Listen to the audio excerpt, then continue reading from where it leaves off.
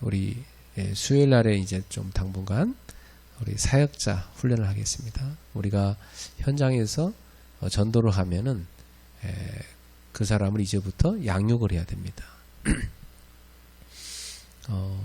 그래서 그리스도의 제자로 세워야죠. 그러려면 반드시 뭘 갖고 세우냐면 성경을 갖고 세워야 돼요. 하나님 말씀을 가르쳐야 되거든요. 그럼 어떻게 우리가 그 새신자에게 말씀을 가르칠 것인가, 그 내용들을 좀 하나씩 살펴보도록 하겠습니다. 자, 오늘은 그래서 좀 개론적으로 성경 공부의 원리에 대해서 하겠습니다.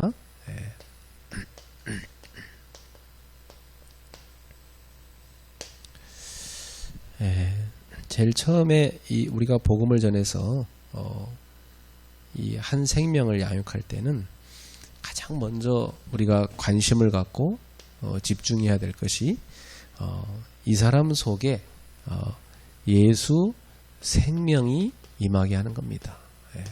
근데 이것은 뭐 우리가 노력한다 되는 건 아니고, 우리가 할 수 있는 것은 그 영혼을 위해서 기도하고 하나님의 말씀을 선포하는 거죠. 즉 복음의 말씀을 선포하는 겁니다.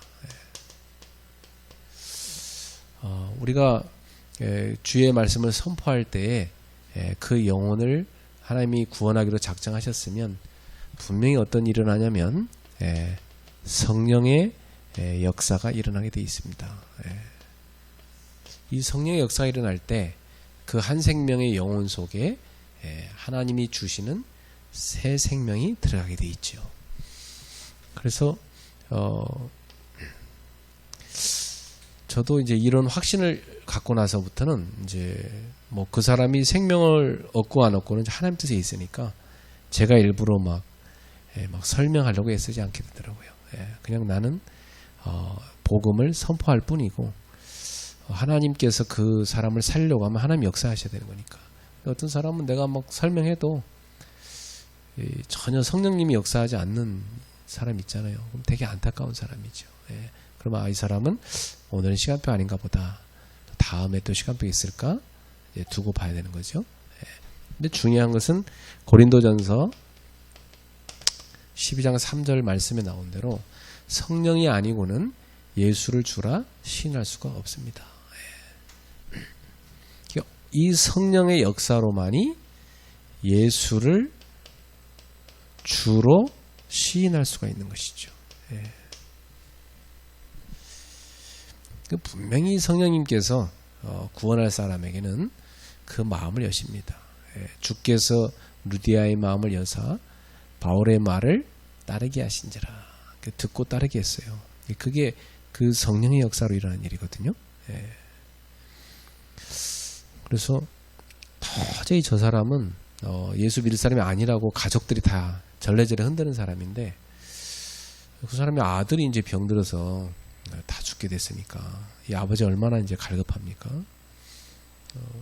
그렇게 갈급한 아버지가 아들이 이제 그렇게 어려움 당하니까 완전히 진실하게 복음 듣더라고요. 그리고 자기는 참 잘 안 믿어지는데 어떻게 하면 좋겠냐고 그래요. 조금이라도 하나님이 당신한테 믿음을 주신다면 오늘 그 예수님을 모셔라. 그렇게 하겠다는 거예요. 예수님을 다 제 손을 얼마나 세게 붙잡는지 확 붙잡고 영접하셨어요. 참 그분이 그 뒤로 얼마나 예수를 잘 믿고 있는지 난 모르겠습니다만은, 어쨌든 하나님께서 구원하기로 작정한 영혼이 맞다면 그 사람은 믿음 생활을 잘할 거라 생각이 들어요. 어떤 분은 그분도 뭐 역시 절대 믿을 사람이 아닌데 그 딸아이가 문제가 와버리니까 제가 그 집에 성경 공부하러 갔는데 그 아버지가 있더라고요. 그래서 제가 이제 아이가 온 문제는 이것은 영적인 문제니까 하나님 말씀을 좀 듣고 기도하면서 하나님이 치유하심을 봐야 된다. 아버지도 같이 가능하면 참석을 하시라. 네, 알았다고 하면서 매주마다 그 시간 안 빠지더라고요. 근데 이 아버지가 다 예수를 영접해요. 그러나서 나중에는 교회까지 다녀요. 저는 이제 뭐 나중에 오랜 세월 지나서 저기 어디 서울 교대 앞에서 지나가다 그분을 우연히 만났어요. 그랬더니 목사님 뭐 자기 지금 예수 잘 믿고 있다는 거예요. 그러면서 이제는 막 자기가 장로가 됐다고 하더라고요. 그래서 그러냐고 너무 기쁘더라고요. 예. 그러면서 어느 날 그 딸아이하고 저를 찾아왔어요. 한참 이제 오랜 세월 지나서 밥 사준다고. 참 기쁘더라고요.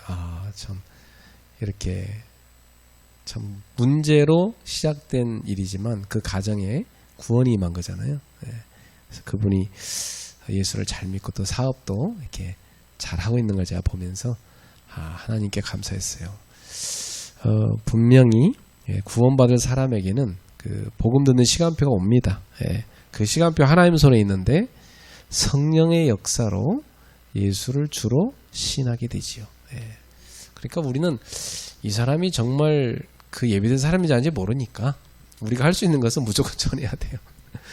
전해서 하나님 예비한 사람 같으면 받을 거고 아닌 사람은 안 받을 거고. 예. 그래서 복음을 전해보면 받을 때 우리 마음이 참 기쁘고요. 안 받을 때 보면 참 마음이 아프잖아요. 예. 그러면서 하나님 마음을 알게 됩니다. 예. 그래서 요한복음 1장 12절에 영접하는 자 곧 그 이름을 믿는 자들에게는 하나님의 자녀가 되는 권세를 주셨다고 했습니다. 그래서 이 한 영혼의 심령 속에 바로 생명의 빛이신 그리스도가 들어가는 거죠.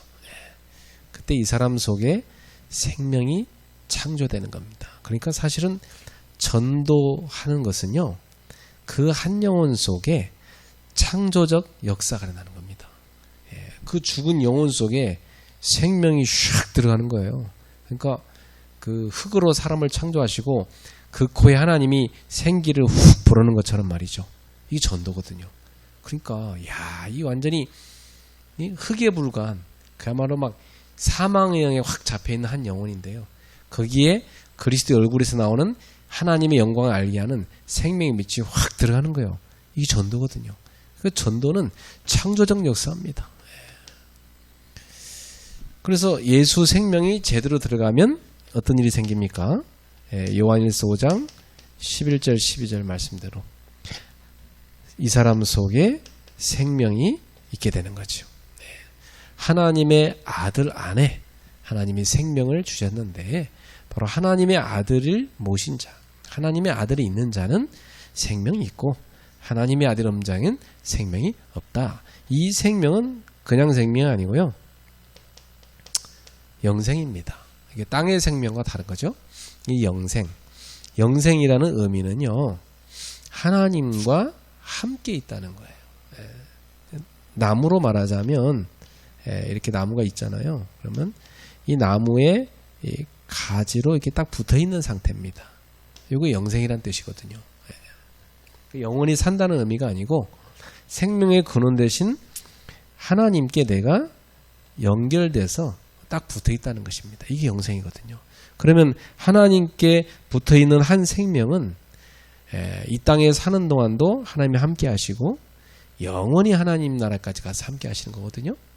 그래서 결국은 이 가지에서 열매를 맺게 하고야 마는 것입니다. 이것이 바로 영생이에요. 생명 원리죠. 그래서 우리는 항상 성경 공부를 할 때 이 사람 속에 예수 생명이 임하기를 다 기도해야 됩니다. 그러면서 이 생명의 비밀이 임하는 것은 결국 복음을 전할 때잖아요. 그래서 이 사람에게 복음을 이렇게 쭉 얘기해 줘야 돼요. 복음이라는 것은 하나님 떠난 인간이 하나님께 돌아올 수 있는 길을 말하잖아요. 바로 죄와 사망의 권세에서 우리를 해방하신 예수 그리스도의 그 십자가의 대속의 비밀을 증거해야 되고 그를 믿어 죄와 사망에서 해방받고 생명을 얻게 되는 비밀을 가르쳐주는 것입니다. 부활하신 주님은 사망 권세를 이기시고 영생의 길을 열어놨잖아요. 그래서 예수를 믿고 모시면 그 속에 부활의 영인 바로 예수께서 그 안에 임하시게 되는 겁니다. 그래서 성령이 그 안에 들어가시게 되고 성령 안에서 하나님이 함께 하시는 거죠. 이 엄청난 복음의 비밀을 우리가 선포를 할 때, 그리고 그 영혼을 위해 기도할 때 그의 속에 어떤 일이 일어나냐면 생명이 창조되는 창조적 역사가 일어나죠. 그래서 이 예수 생명은 다른 말로 하면 영접 운동입니다.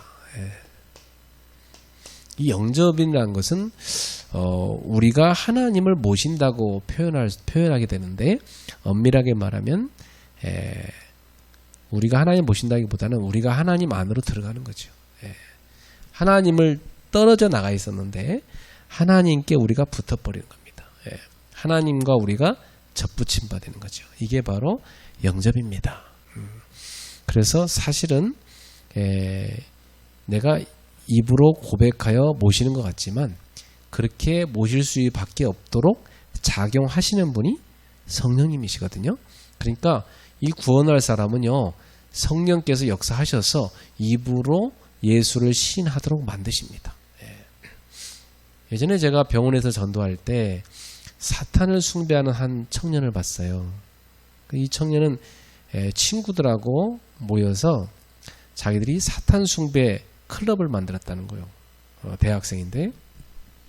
근데 그 클럽을 만들고 자기들의 손가락에 피를 내가지고 그걸 대접에 피를 모아서 그 피를 서로가 약간씩 마시고 또 서로의 몸에다가 뿌렸대요. 그러면서 맹세를 했대요. 사탄한테. 뭐라고 맹세했냐?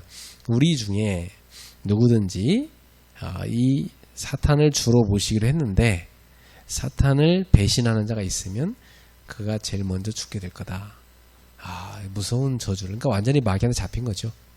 그게 벌써 한 15년쯤 됐어요. 그 청년을 만난 지가. 이미 미국에는 그런 사탄 숭배자가 많은 때였고 지금 더 많아졌죠. 우리나라에도 그런 사람도 있다는 건데 처음 봤는데, 그러니까 이제 그 저주를 맹세하고 나서 그 의식 이후로 희한한 일들이 계속 터지더래요. 그러면 그 친구들이 막 계속 문제 터지는 거예요. 계속 막 문제가 터지는데 걷잡을 수 없이. 그런데 이 청년은 무슨 문제가 있냐면 원인을 알 수 없는데 뇌가 썩어 들어가는 겁니다. 병원에서도 뭐 어떻게 병명도 없고 뭐 어떻게 할 수도 없고 원인을 모르겠는데 그냥 뇌가 썩어 들어가. 어떡합니까 이거? 심각한 거죠. 그리고 이 청년이 그런 상태에 있다가 제가 복음을 전했는데 얘가 예수를 영접을 한 겁니다. 그리고 나서 이제 매주 이렇게 말씀을 제가 전하려고 가면 기다려요. 딱 기다리고. 그리고 이제 뭐 경찰 이기 때문에 이제 그 복무 기간을 채워야 되니까 일단 이제 병원에서 이제 치료를 어느 정도 하고 여기선 더 이상 못한대 가지고 이제 큰 병원으로 옮긴다고 떠났어요. 떠나기까지 제가 성경 공부를 쭉 해줬는데 얘가 저한테 그런 얘기를 하더라고요. 자기가 예수를 모시고 나니까 이제 생명을 얻었잖아요. 제가 이 생명의 비유를 많이 얘기해 줬거든요. 자기 뭐 이제 죽어도 괜찮겠다는 거예요. 이제 생명 얻었으니까 이제 자기의 영혼을 찾았기 때문에, 모르고 마귀한테 뺏겼던 그 영혼인데 자기 영혼을 이제 찾고 나니까 이제 자기는 죽음이 두렵지 않다는 거예요. 생명 얻었으니까. 얘가 예수님을 처음에 영접할 때 영접 기도를 못 따라했던 애예요.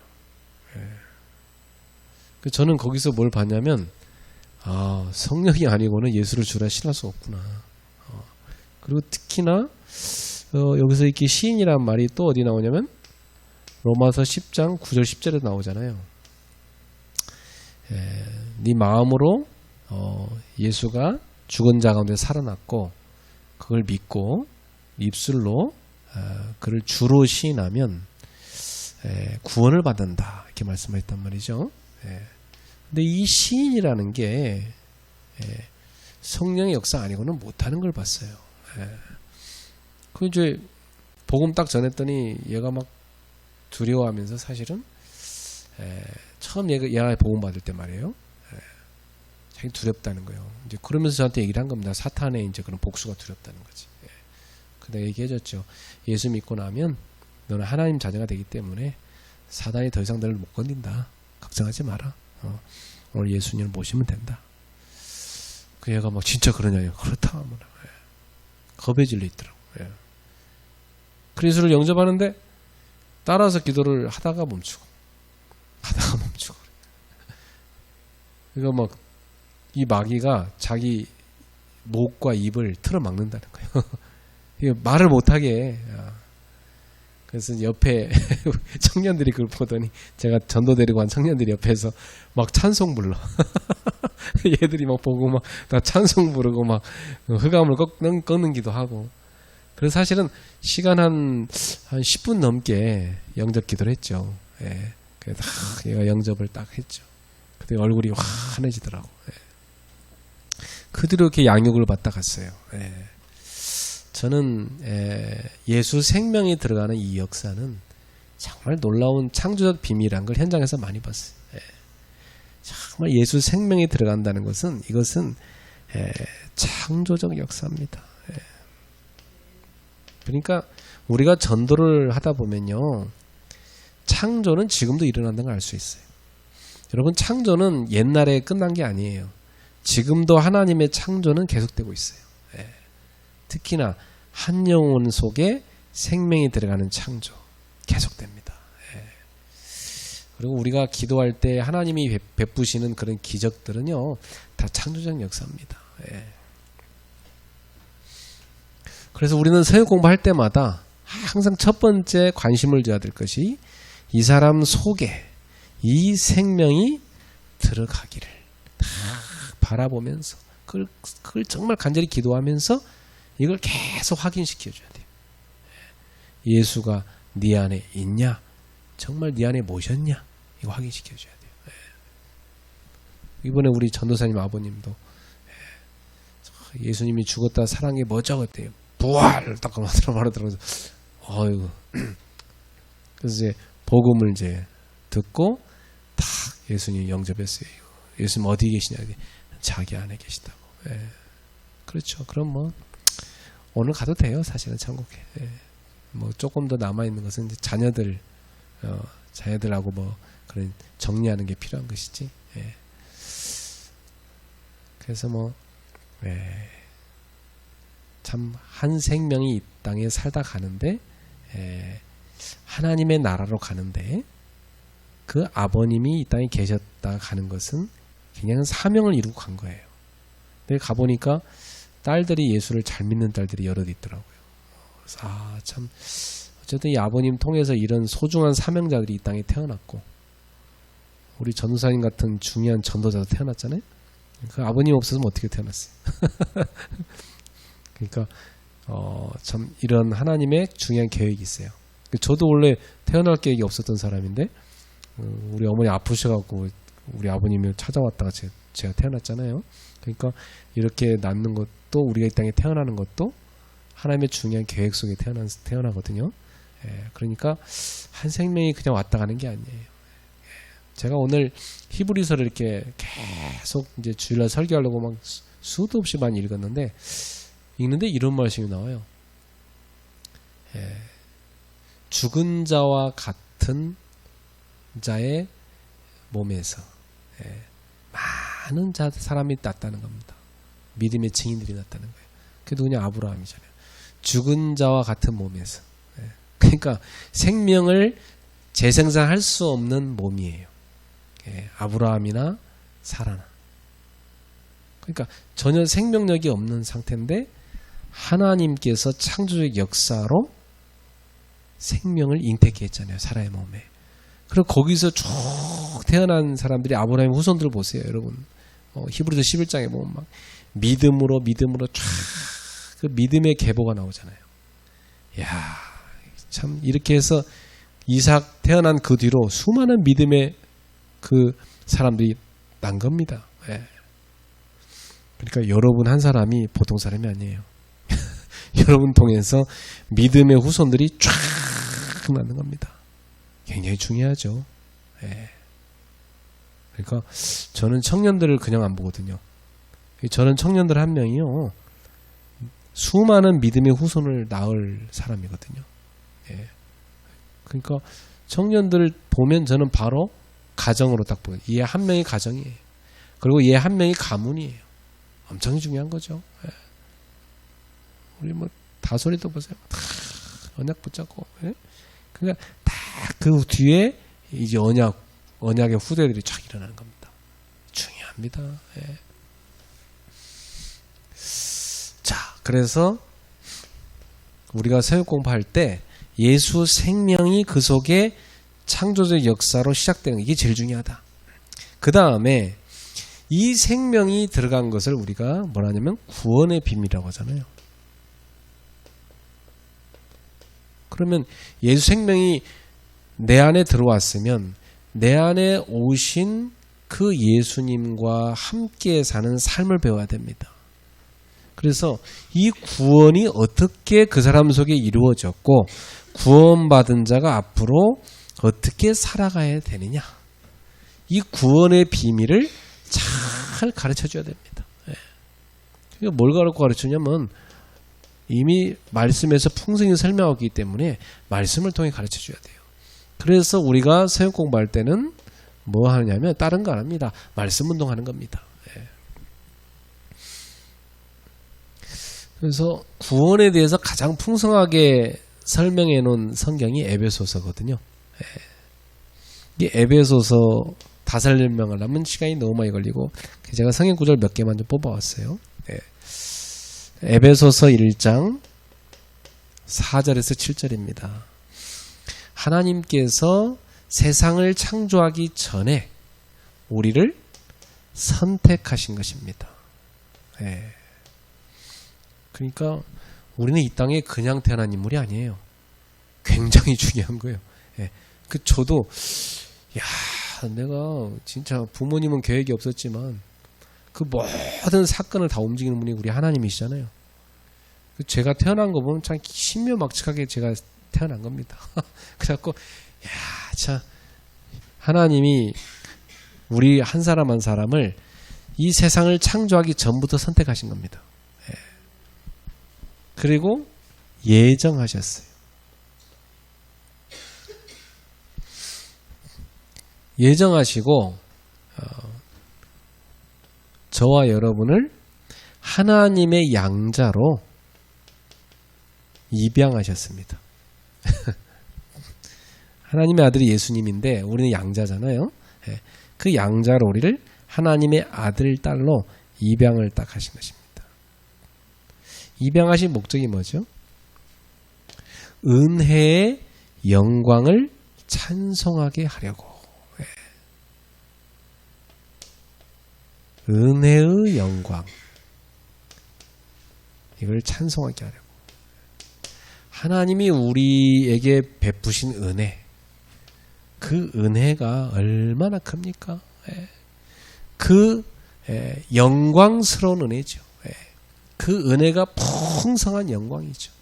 이걸 우리가 찬송하게 하려고 하나님이 우리를 입양하셨습니다. 그러니까 우리는 존재 자체가 하나님의 영광을 찬송할 존재입니다. 그 영광은 은혜의 영광입니다. 하나님이 우리한테 거저 주신 거잖아요. 그래서 은혜의 영광이에요.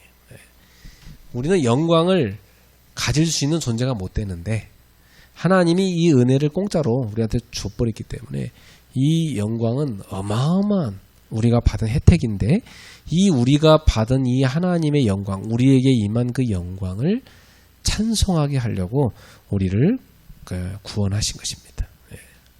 그래서 이렇게 예정 가운데서 하나님께서는 우리를 그리스도의 피로, 그리스도의 피로 속량하신 것입니다. 속량이란 말은 값을 치르고 샀다는 뜻입니다. 우리의 죄값을 예수의 피로 치르시고 우리를 사신 것입니다. 그걸 다른 말로 구속이라고도 하고요. 그래서 죄 사함을 받았다, 이렇게 말씀했어요. 구원을 이렇게 설명해 놨습니다. 자, 그러니까 구원은 곧 하나님의 어마어마한 프로젝트 가운데서 우리에게 임한 거죠. 그래서 우리가 죄사함을 받았습니다. 그래서 에베소서 1장 13절에 보세요. 자, 여기 보니까 진리의 말씀 곧 너희의 구원의 복음을 듣고 믿게 됐다고 그랬습니다. 진리의 말씀이 뭡니까? 우리에게 구원을 주는 복음입니다. 구원의 복음. 이 구원에 관련된 소식, 그죠? 이 구원을 얻게 하는 이 내용, 이 복음을 우리가 듣게 된 거지요. 어떻게 듣게 됐어요? 누군가 전했으니까 듣게 됐지. 그죠? 그것도 은혜예요. 우리가 듣게 된 것 자체가. 이 진리의 이 구원의 복음을 듣고 우리가 믿게 된 겁니다. 그러니까 이 믿음이라는 것이 하나님의 창조적 역사로 우리 속에 싹튼 거죠. 그래서 이렇게 믿게 됐고 우리의 영혼에다 아예 하나님이 스탬프를 딱 찍어버렸어요. 도장을 딱 찍어버렸어요. 그래서 그 도장이 뭐냐면 성령님이십니다. 성령으로 인을 딱 치셔버렸습니다. 그러니까 구원받은 사람 속에는요 성령이 아예 인으로 딱 쳐져 있어요. 성령이 계시단 말이죠. 아예 우리 속에다가 마음에다가 성령님을 아예 딱 새겨놔 버린 겁니다. 우리 속에 성령이 계신 거예요. 그게 구원의 확실한 보증입니다. 그리고 에베소서 1장 14절 보세요. 성령은 우리 기업의 보증이십니다. 성령님은 우리 기업의 보증. 기업이 뭡니까? 여러분이 가진 기업이 뭐예요? 하나님께서 우리한테 주신 유산이에요. 상속. 하나님께서 우리한테 뭘 상속으로 줬어요? 하나님이 우주 만물의 통치자잖아요. 그럼 우리가 하나님의 상속자가 됐단 말은 뭐예요? 우리도 똑같이 하나님 우리한테 예수 그리스도와 함께 우리에게 이 우주 만물을 다 상속해 줬다는 거예요. 그리고 눈에 보이지 않지만 하나님의 나라에 있죠? 어마어마한 영적 세계, 그 하나님의 나라까지 우리한테 다 상속해 준 겁니다. 그러니까 우리의 기업은 엄청난 거예요. 하나님의 자녀란 말은 보통 말이 아니에요. 불신자들이 뭐 이 땅에 막 돈 혈안돼 있는데 그 정도가 아니에요. 아예 그런 표시로 그 노아에게 하나님께서 온 모든 만물을 다 줘버렸잖아요. 노아가 사실은 그 당시 최고 부자 아니었습니까? 온 세계가 다 노아 거였잖아요. 아담에게 하나님이 모든 걸 다 줬잖아요. 온 세계를. 노아를 통해서 새로운 인류를 다시 시작할 때도 노아한테 다 줬잖아요. 우리에게 하나님께서 유산으로 주신 그 상속, 그거의 보증이 누구십니까? 성령님. 성령님이 보증이 되시나요? 이거 하나님이 이 하나님 자녀한테 준 겁니다. 그 보증이 누구냐면 성령님이시라는 겁니다. 그러니까 우리가 전세 얻을 때 보증금 내잖아요. 보증금이시란 얘기에 말하자면 성령님이. 그래서 우리를 속량하시고 하나님의 영광을 찬송하게 하셨다. 이렇게 보증이 되셔서 우리를 속량하셨죠. 그리고 아까 나온 게 또 반복돼 나왔는데 하나님의 영광을 찬송하게 하려고. 하나님의 영광. 그 어마어마한 영광을 우리가 뭐예요? 찬송하게 하려고. 이 어마어마한 하나님의 영광이 은혜로 나한테 임했잖아요. 그걸 우리가 찬송하게 하려고. 그러니까 우리를 구원한 목적은 뭐냐? 하나님의 영광을 찬송하는 겁니다. 언제까지요? 영원토록. 영원토록 내게 임한 그 영광이 얼마나 큰지, 그 은혜의 영광이 얼마나 큰지 그것을 막 감격하며 찬송하는 것이 우리를 구원한 목적이란 말이에요. 그러니까 신자 속에는 불평이 나오면 안 되고 이러한 구원의 감격 속에서 하나님의 어마어마한 영광에 대한 찬송이 꽉 나와야 되는 겁니다. 할렐루야 하면서 찬송이 나와야 돼요. 그러니까 스페어포드가 자기 부인하고 애들 몇 명이 죽었잖아요. 예, 배 타고 오다가 유람선에서. 근데 그 소식을 듣고 스페어포드가 뭐합니까? 그 소식을 듣고 가서 내 영혼 평안해, 내 영혼 평안해 하면서 하나님을 찬송하잖아요. 그 사람 진짜 신자인 거예요. 예, 정말 진짜 신자인 거예요. 예. 우리 신자는요, 그렇게 어떤 일이 있어도 하나님을 찬송하는 자리에 서는 것이 그게 신자인 것입니다. 예. 그래서 에베소서 2장에 또 구원에 대해 설명이 너무 잘 되는데 2장 1절에서 6절에 보세요. 예. 거의 뭐 에베소서는 구원론이라고 볼 수 있어요. 예. 자, 에베소 2장 1절에서 6절에 보면 구원이란 것은 뭡니까? 이 과거의 문제에서 해방한 겁니다. 우리의 과거의 문제가 뭐죠? 허물과 죄로 죽은 겁니다. 예. 사망. 뭐 때문에요? 허물과 죄 때문에. 우리의 과거는 죽은 자였어요. 예. 그러니까 나무로 말하자면, 나뭇가지로 말하자면 나무에서 떨어져 나간 가지였다니까? 그건 죽은 거잖아요. 그죠? 예. 뭘로? 허물과 죄로. 그러니까 허물과 죄라는 것은 하나님에게서 떨어져 나간다는 의미예요. 예. 구원이라는 것은 생명이 연결해서 접붙임되는 것이고요. 그러니까 죄라는 것은 뭘 잘못했어요, 잘했어요, 뭐 도덕적으로 윤리적으로 뭘 잘못했어요, 그게 죄가 아니고 하나님과 관계가 떨어져 나가는 걸 죄라 합니다. 예. 회개란 건 뭐예요? 하나님과 나의 관계를 회복하는 거예요. 그게 회개입니다. 뭐 잘못했습니다, 용서해서, 이게 회개가 아니에요. 그래놓고 뭐 똑같은 짓 하면 그 무슨 회개입니까? 하나님과 관계가 회복돼야지. 예. 그러니까 한국 사람들 맨날 뭐 회개하라 뭐 그런 얘기 자꾸 하는데, 아니 맨날 입으로 회개만 하면 뭐예요? 하나님과 관계 회복되도 않았는데. 예?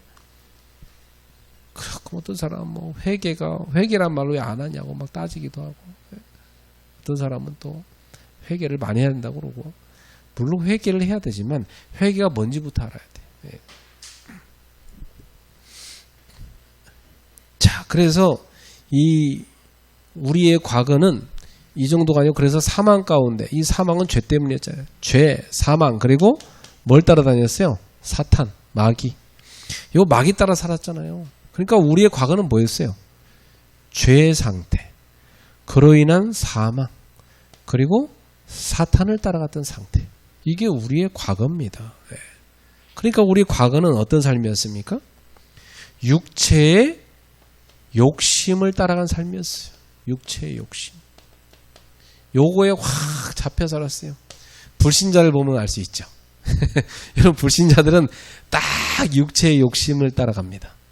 거기 잡혀 있잖아요. 예. 악착 같습니다. 그것 때문에 막 죽이고 살리고 합니다. 예. 아, 진짜. 예. 신자들도 여기 잡히면 안 되거든. 신자들도 막 자리 욕심, 예? 막 무슨 막, 예? 명예 욕심, 이런 거 잡히면 안 됩니다.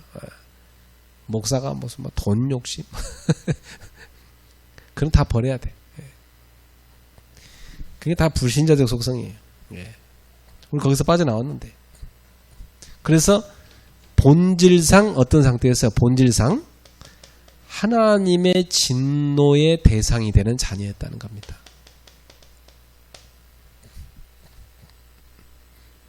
완전히 하나님의 진노가 완전히 임해 있는 상태. 하나님의 진노는 뭐죠? 죽음이에요. 네. 그 상태였어요, 우리가. 네. 완전히 생명 없는 상태. 이게 우리 과거입니다. 여기에서 하나님의 은혜로 구원을 받은 것이라 그랬어요. 그러니까 우리의 현재는 뭡니까? 하나님의 은혜로 구원을 받은 상태. 이게 우리 현재예요. 지금 우리는 이 과거에서 하나님의 은혜로 구원을 받은 상태. 이게 우리 현재 상태입니다. 그러면 구원받은 우리가 어떻게 살았냐 되게 중요하죠. 그럼 좀 이따 설명하고, 그 다음에 구원받은 우리, 현재인 우리는 결국 어디로 가게 됩니까? 미래에 가게 되죠. 하나님이 구원받은 이 사람은 미래 어디로 데려가요? 하늘 보좌로. 거기 누가 계시죠? 그리스도가 계시죠. 하늘 보좌 우편에. 그리스도께서 부활하셔갖고 하늘 보좌 우편에 계시잖아요. 그래서 바울도 뭐라고요? 나도 분명히 부활에 이를 거야. 그래서 왜? 그래서 어디 앉겠다는 거죠? 그리스도 보좌 옆에 앉겠다는 겁니다. 지금 이 에베소서를 기록한 바울이 가진 구원 사상이 바로 그겁니다. 그래서 그리스도와 함께 나를 일으킨다는 말은 뭐예요? 부활시켜서. 사망에서 우리를 건져내셔갖고 우리를 부활시켜가지고 그리스도와 함께 하늘에 앉히시겠다. 하늘에 어디 앉히겠어요? 주님의 보좌 옆에 앉히시는 거죠, 우리를. 그렇죠? 예. 이게 우리 구원받은 사람의 미래입니다. 예. 우리 이 미래를 향해서 가고 있는 거예요. 그러면 우리는 구원을 받았으면 현재에서 미래인 이쪽으로 가야 되는 겁니다. 그렇죠? 가려면 이 과정 속에 어마어마한 게 있죠. 근데 보통 구원을 설명할 때 요 과정을 다 빼버려. 그러니까 이거 하나님 자녀인데 왜 이런 어려움이 와요? 막 다 이렇게 헷갈려요. 하나님 자녀인데 왜 연단이 와요? 막 헷갈린다는 거지. 그리고 뭐 무슨 하나님 자녀였으니까 이제 나는 뭐 너무 좋아. 이제부터 막 성공하면 되겠죠. 막 성공해라. 막 이렇게 나가는 겁니다. 하나님 자녀는 막 고통도 없고 막 무조건 성공 막 이렇게. 잘못된 겁니다. 예. 그래서 구원한 목적이 에베소서 2장 7절에 나옵니다. 우리 구원한 목적이 뭡니까? 그의 그 은혜의 지극히 풍성함을 오는 여러 세대에 나타내게 하시려고. 우리를 통해 나타내게 하시려고. 뭐요? 그 은혜의 그냥 풍성이 아니죠. 지극히 풍성함을. 하나님의 은혜가 그냥 우리는 보통 하나님의 은혜로 이 쓸데없는 자 왜 구원하여 주시니 난 알 수 없다 이 정도로 설명하는데 바울은 이제 그 정도가 아니에요. 우리한테 주신 이 그 은혜의 지극히 풍성함을, 이 말은 그냥 말로 표현할 수 없는 그런 어마어마한 풍성함, 그 엄청나게 풍성한 하나님의 은혜, 그것을 오는 여러 세대에 나타내게 하시려고 하나님이 우리를 구원하셨다는 겁니다. 그럼 우리는 어떤 인물이 돼야 돼요? 하나님의 은혜의 풍성함을 나타내는 삶이 돼야 되는 거예요. 나타내는 삶.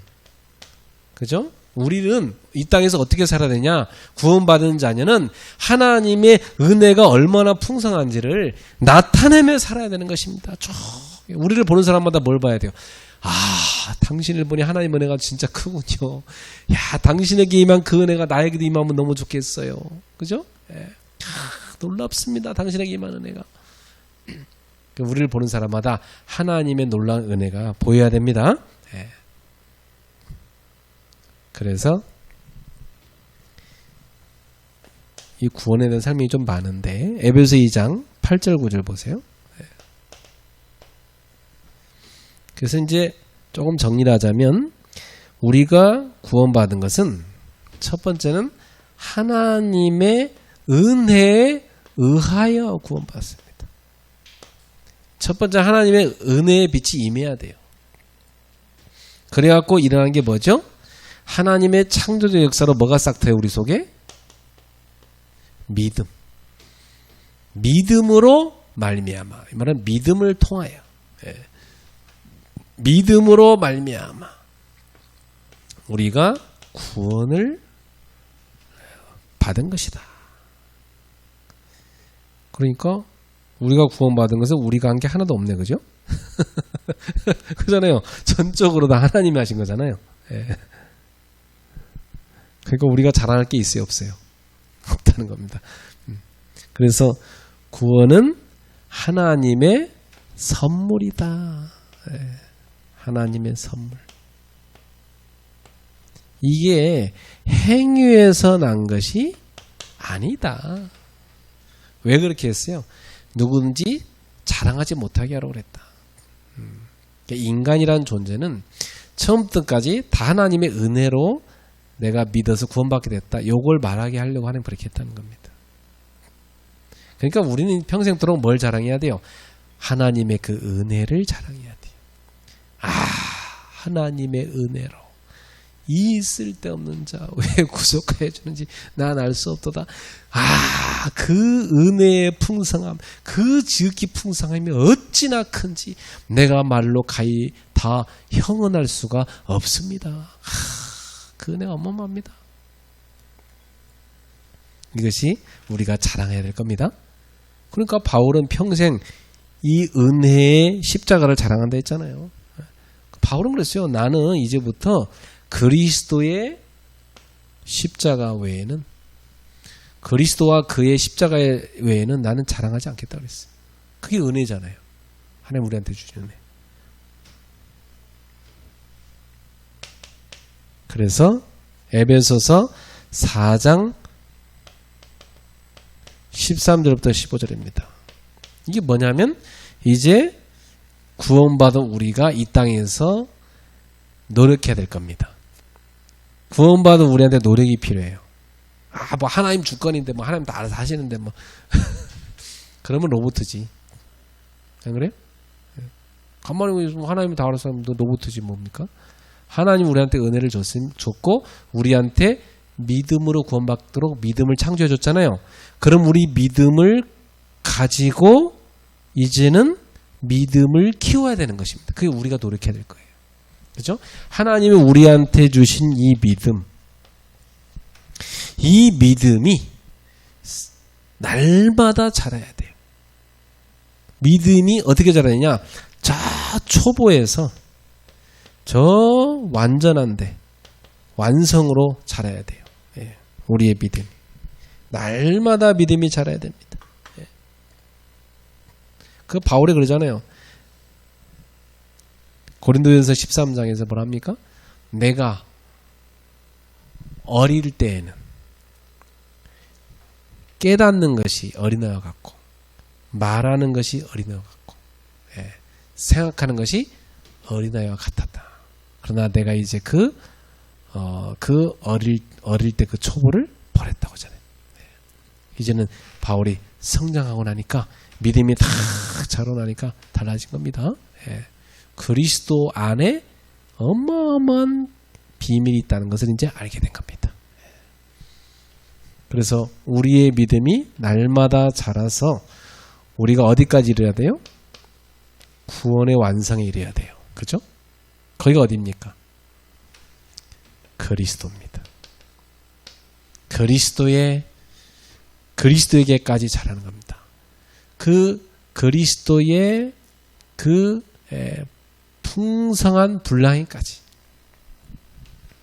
그리스도의 그 믿음은 어마어마하잖아요. 우리의 믿음이 초보에서 그리스도의 그 풍성한 분량의 믿음에까지 우리도 자라가야 돼요. 우리의 믿음의 시작이요, 우리의 믿음의 근원은 예수 그리스도잖아요. 그래서 그 예수 그리스도에게 있는 그 어마어마한 믿음에까지 우리는 자라가야 되는 것입니다. 그래서 구원이라는 것은 그리스도에게까지 도달하는 겁니다. 이게 구원의 완성이죠. 그래서 이 구원을 우리는 이루어 가야 되는 겁니다. 이게 우리가 이 땅에 사는 동안 해야 될 구원의 비밀이에요. 그러니까 이 풍성한 구원의 비밀을 말씀 운동을 통해서 사역자는 잘 가르쳐줘야 돼요. 이게 잘못 가르쳐주면은 맨날 모든 문제 끝났으니까 그냥 괜찮아 맨날 뭐가 괜찮습니까? 맨날 죄 짓고 살고 있는데 그렇게 살면 안 되지. 믿음으로 살아라. 정신 차리고 그래야죠. 두렵고 떨림으로 하나님 너한테 준 그 믿음을 헛되지 않게 만들어라. 예수님 너한테 준 구원이란 것은 십자가에 못 박혀 죽으실 만큼의 어마어마한 희생을 치러 너한테 준 것이다. 다시 예수를 십자가에 못 박지 말아라. 죄는 가까이도 하지 말아라. 피 흘리기까지 죄와 싸워라. 히브리서 그렇게 나오잖아요. 피 흘리기까지 죄와 싸워라 말이죠. 그 말은 뭐예요? 죽기 살기로 죄와 싸워서 일하는 겁니다. 근데 맨날 우리는 구원을 너무 가볍게 말하잖아. 과거 현재 미래 다 끝났어. 흔들리지 마. 구원 받는데 왜 흔들려? 확신해. 확신하라니까? 확신 안 돼? 영접 다시 해. 이제 확신했지? 확신해? 다음 주가 또 흔들리고 있어. 또 흔들려. 또 영접해. 확신해? 그렇게 세뇌식으로 하면 안 되지. 구원의 비밀을 우리는 풍성하게 가르쳐줘야죠. 그리고 본인이 가진 믿음의 분량 갖고 싸우게 만들어야 돼요. 그러니까 결국은 구원받은 사람에게 하나님이 믿음으로 구원받게 했으니까 오직 의인은 뭘로 살아야 돼요? 믿음으로 말미암아 살리라. 그리스도인은 믿음으로 살아야 된다. 그건 넌 구원받았으니까 이제부터 믿음으로 살아야지 불신자 방식으로 살면 안 된단 말이지. 그렇게 가르쳐야 됩니다. 그래서 어제보다 오늘 나는 더 믿음으로 살았어요. 오늘보다 내일은 더 큰 믿음으로 살 거예요. 그래서 믿음으로 막 살아가면서 그리고 믿음이 막 성장해가고 그게 올바른 신앙입니다. 아니 무슨 뭐 10년 20년 훈련받은 사람 만나봤는데 전혀 예수의 향기도 안 나고 예수의 사랑도 안 나고 도대체 저 사람은 저거 예수 환자인지 저게 진짜 신자인지 헷갈리는. 입은 또 청산유수예요. 입은 뭐 오만때만 뭐 복음 뭐 풍성하게 말하는 거 성경 구절 막 착착 되는데 그 사람의 삶이 믿음으로 살지 않는다 이 말이에요. 불신자보다 더 흥청망청 술 처먹고 불신자보다 더 타락하고 불신자보다 더 못한 생활하면서 그러면서 전도한다고 메시지하고 그러면 안 되지 우리 신자가. 안 그래요? 그것은 뭡니까? 그리스도를 욕되게 하는 거잖아요. 그리스도를 욕되게. 우리를 구원하신 그리스도를 욕되게 하는 게 그게. 그리스도께 영광을 돌려야 되고 그분의 영광을 위해 살아야 되지. 안 그렇습니까? 네. 그러니까 막 뭐 신학생들도 막 그냥 막 사는 애들도 많고 막 랩런트들도 막 사는 애들도 많고 불신자보다 막 더 심하게 하고 하는 짓거리가 더 심한 애들도 많고 그거 잘못 들어가서 그래. 잘못 들어가서. 뭘 잘못 가르친 거예요? 구원에 대해서 더 풍성하게 가르쳐야 되는데 너무 약하게 가르쳐버린 거예요. 이건 너무 우리 책임이 큽니다. 여러분 구원에는 너무너무 큰 비밀이에요. 바울이 에베소서에 얼마나 깊게 설명했습니까? 여러분 전도하시면 그 새신자한테 구원의 비밀을 풍성하게 가르치세요. 신자는 예수의 향기가 나는다 했잖아요. 막 솔직하게 뭐 맨날 우린 죄만 짓지 뭐 예수 향기냐고 막 그런다 할지라도 예수 향기를 내려고 노력해야 되는 게 우리 할 일이에요. 나 하나님의 주권인데 뭐 안 되는 건 어떡해요? 그건 아니야. 그것은 불명예스러운 너무 무책임한 소리예요. 우리한테 하나님이 어마어마한 믿음을 줬는데 믿음의 실력을 키워서 믿음으로 구원의 향기를 예수의 향기를 내고 살아야지. 뭐 맨날 로봇처럼 뭐 하나님도 알아서 하실 거라고? 그건 잘못된 신앙입니다. 하나님의 주권을 아무데나 갖다 붙여놓는 거예요. 하나님의 주권은 그런 의미가 아니에요. 하나님의 주권을 진짜 믿으면 정말 하나님의 주권을 믿잖아요. 그러면 나는 더 믿음을 위해 살려고 노력해야 돼요. 그게 하나님의 주권을 믿는 사람입니다. 네.